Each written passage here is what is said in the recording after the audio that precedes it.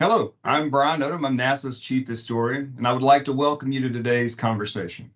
In honor of Asian American, Native Hawaiian, and Pacific Islander AANHPI Heritage Month, I have the pleasure to be joined by U.S. Navy Lieutenant Commander and NASA astronaut Mr. Jonny Kim and NASA Headquarters AANHPI Employee Resource Group Co-Chair Ms. Anita Dey.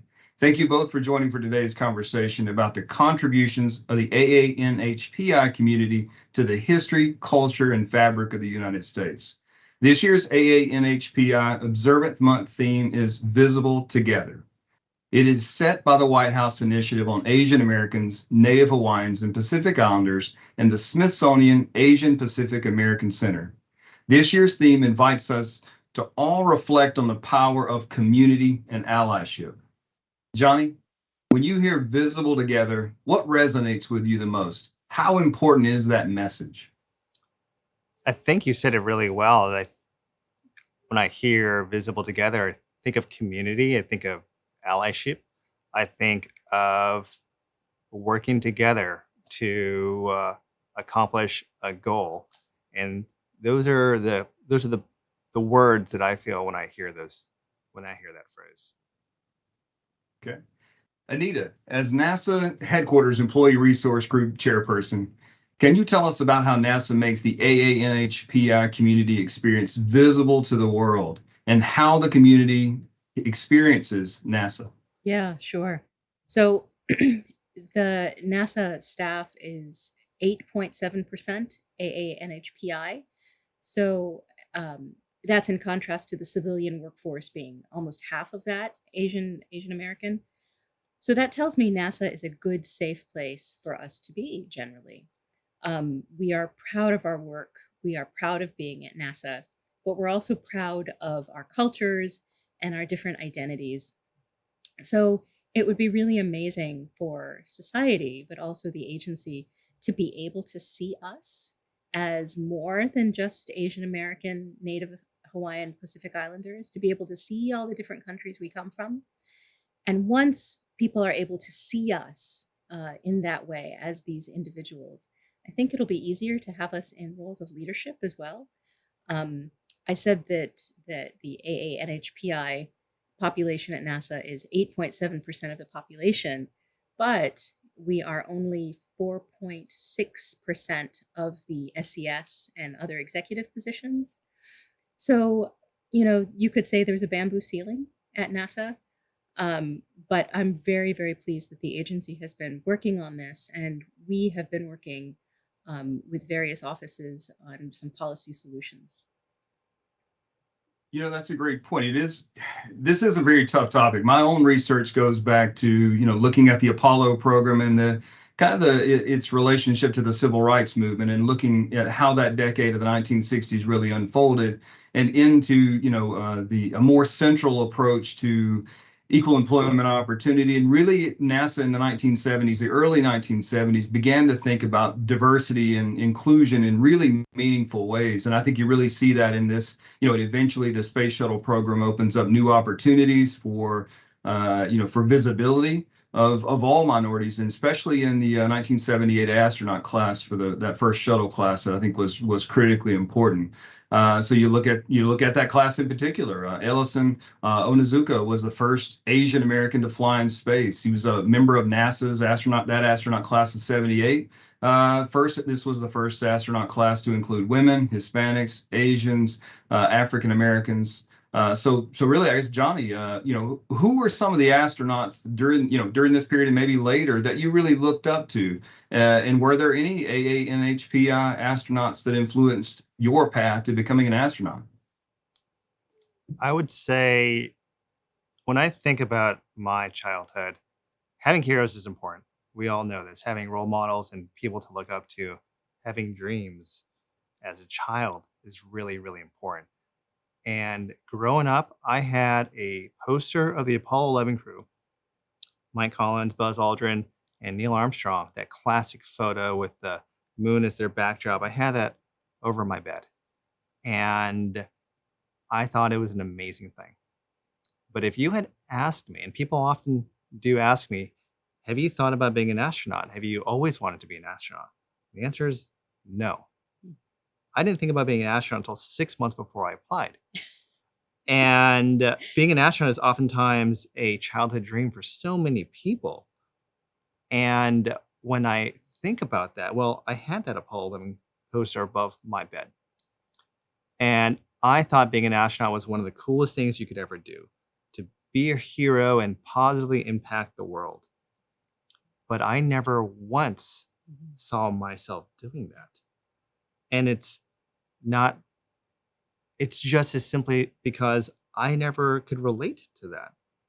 I never saw any Asian Navy SEALs. I didn't know of any Asian American astronauts. And so that's just not something that I grew up thinking I could do. And it's important to have those role models, to have those heroes that we can relate to. So to answer your question, I admired all sorts of astronauts. But was there a particular Asian American astronaut that I knew about or aspired to be like?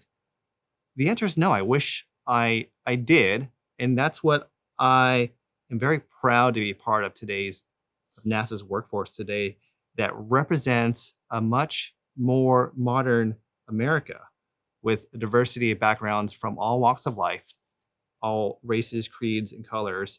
And we're all working towards the same mission of exploring space for the betterment of humanity. Good answer. Good answer. So kind of continuing that a little further. So we know that minority groups can face all sorts of stereotypes. This term, model minority myth, is a persistent stereotype that really paints Asian Americans as inherently more successful than the general population, or in contrast to other minority groups. So Jonny, how did the myth help or hinder you? How did it help define the person you are today?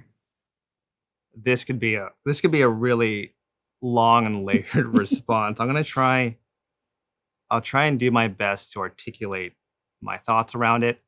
It's a particularly really sensitive question and topic, and I don't know if I'm particularly qualified to answer that or even articulate that. So no one should ever be put in a box. No one should ever have labels attached to them. And I've certainly felt growing up like I lived in a box. I had a square that I had to color inside, and I had to stay within that. And people will always have expectations based on the way you look, where you're from, your gender, your race, your creed. Glass ceilings are everywhere. And it's up to the pioneers to break through those glass ceilings. And that's what we do. And we do that well at NASA. The glass ceilings exist everywhere. And the model minority myth is just another version of that glass ceiling. You simplify someone's experience base, their capabilities, who they are as a person, their identity inside a very small box. And if you go outside of the box, you're not part of that identity, or you're doing something abnormal. I've never been one to follow that kind of thinking. And when I wanted to join the Navy to become a Navy SEAL and enlist at the age of 18, I strayed far from that path, from what certainly the Korean American community and a lot of people who knew me felt that I should stick on. It's like, no, you should maybe go to school to be a doctor or an engineer. It's like, no, I want to serve my country in a way that I feel I'm called to do, and that's to be a warrior at that phase of my life.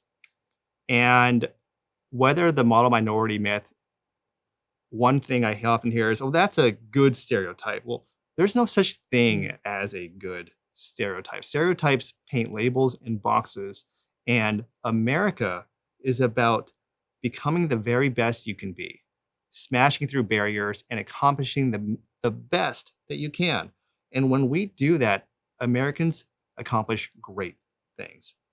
And for so many reasons is why the model minority myth is what it is. It's a myth, and it is also not very conducive or productive for Americans accomplishing great things.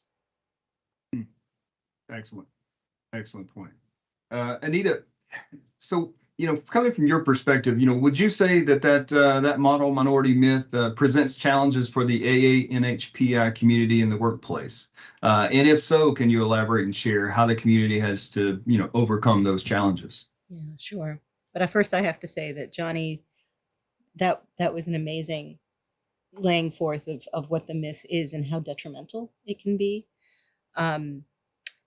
So like I said, it's a tiresome myth, and I think it's so incredibly damaging to those of us who are just trying to be ourselves, for better or for worse.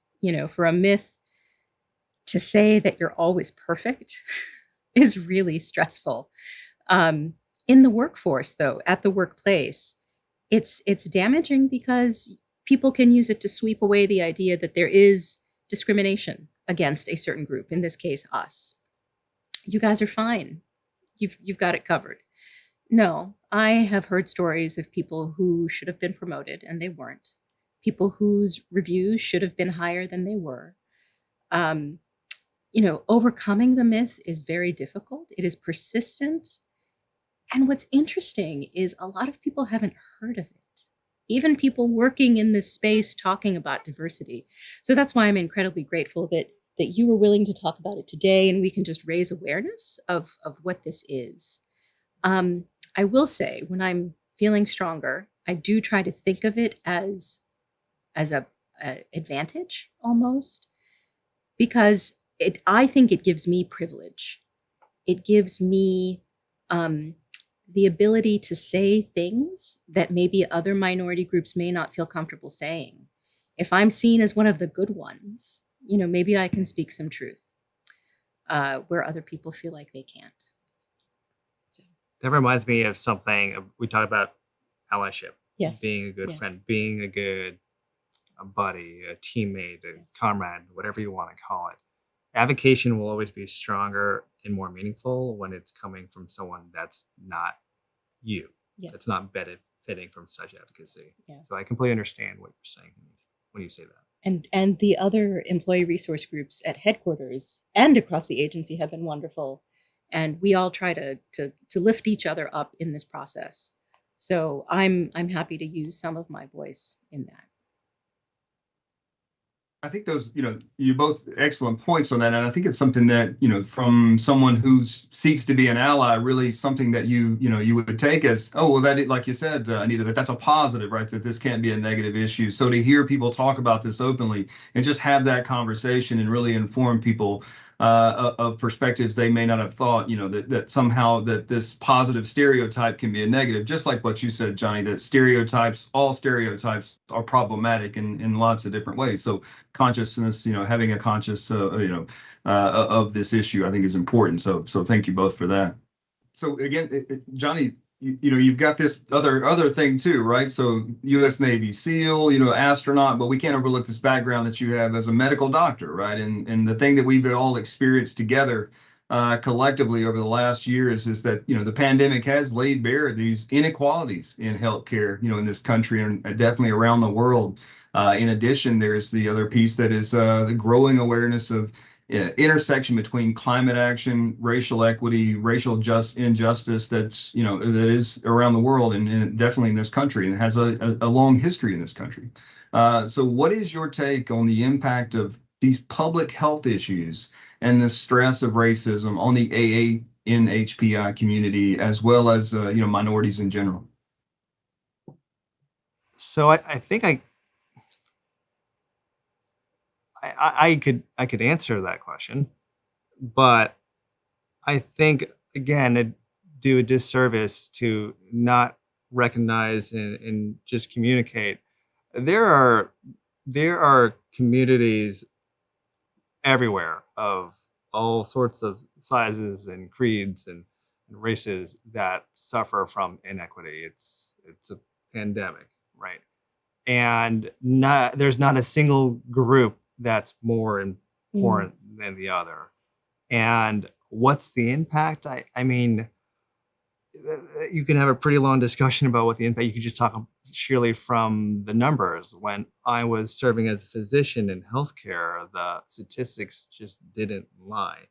And for example, African American population had a statistically significantly increased risk of suffering from cardiovascular disease and not having the proper primary care physician follow-up. And you can see examples of the results of those inequities that exist everywhere. So the impacts are real. They have long and lasting negative impacts, but we're doing the right thing. That's where we're having a discussion about it. We recognize it. And those are always going to be the beginning steps to addressing that. Definitely, I couldn't agree more there. After hearing this conversation from you both and you're hearing your personal, really heartfelt experiences, I'm sure people in our audience will want to help, advance equity for everyone, not just as we say, one group, but really thinking of it as a community, as a nation, and trying to be better. So Anita, any advice on ways that the audience can support AANHPI community and combat the invisibility caused by the generalization of such a diverse community into one really homogenous, generic stereotype? Yeah, of course. Thank you. So I would advise people to try to see us for who we are and not who they think we are. I think the first piece of that is what Jonny was talking about earlier, education, talk to us, learn about us as individuals, but also now that there's the internet, there's nothing you can't know, nothing. So do some research, read about all the different countries we come from, and then ask us questions to fill in the gaps. I would also encourage some introspection. Think about how you interact with people from our community. Are your thoughts colored by a stereotype, whether it's the model minority myth or something else? If there is a stereotype in your head, it's okay. We all have stereotypes about all sorts of things. Don't feel bad, but don't let it sit there either. Think about why it's there, what it does, and then fill in that gap. Because a stereotype is always filling in a gap of knowledge. Fill it in with the education, knowing somebody or doing some reading. And finally, I would say speak up. When you see discrimination, say something. When you see something, say something is not just doesn't just have to be a Homeland Security motto. When other people speak up, when allies speak up, they're striking a powerful blow against a systemic problem. Definitely couldn't agree again. That's such an excellent point. And I hate to close this out. I really want to keep this conversation going. I think we could really talk about all these issues and really come to, really expand on it. But I'll stop there and thank you both, for sharing these insights and, on history, for gathering with us today in honor of AANHPI month. As being a NASA chief historian, I've got an incredibly cool job. But one of the things that I really have focused on is looking at that issue of, just these issues in general. And because I think that the agency, definitely, if we're going to just zero in on the importance of this history to the agency and the work that we do, human space exploration, scientific discovery, these are critical pieces of it. If we don't learn from this past and learn that the issues we're dealing with today, people have dealt with these issues, right? What solutions have they come to? What steps have they taken? And what has it led to? And just understanding this shared past, and that all good solutions, will come from this ability to move past these stereotypes and to really do something great. So again, I appreciate it, from a history side, but definitely appreciate it from just the thinking about this as a bigger picture. So we ask our viewers to join us in reflecting on what it means to be visible together and take part in an upcoming AANHPI event and engagement to discover the history, their contributions, and diversity of culture. Also, be sure to visit the Faces of NASA website on the screen to learn more. Thank you both. You're welcome. Thank you. Thank you.